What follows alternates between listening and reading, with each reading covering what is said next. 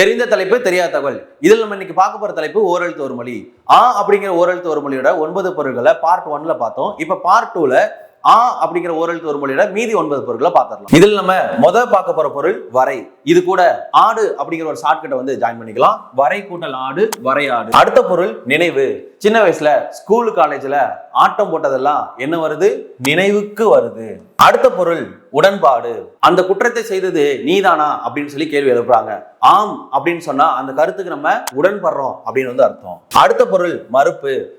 அப்படிங்கிற ஓரெழுத்து ஒரு மொழி உடன்பாடுக்கு மட்டும் பொருந்தல, மறுப்புக்கும் பயன்படுத்தப்படுது. எப்படின்னா அந்த குற்றத்தை செய்தது நீதானா அப்படின்னு சொல்லி கேட்கும் பொழுது நான் இல்ல, அப்படிங்கிறதுல வந்து என்ன பண்றோம்னா மறுப்புக்கும் அப்படிங்கிறது பயன்படுத்தும். அடுத்த பொருள் இச்சை. தமிழ்ல ஆசை அப்படின்னு ஒரு பொருள் இருக்கு. அந்த ஆசை அப்படிங்கிறது என்னதான்? இச்சை அப்படிங்கிற சொல்லோட பொருள் தான். அடுத்த பொருள் துன்பம். நமக்கு வேண்டப்பட்டவங்க துன்பம் அடைகிறாங்க, உடனே நம்ம என்ன சொல்லுவோம்?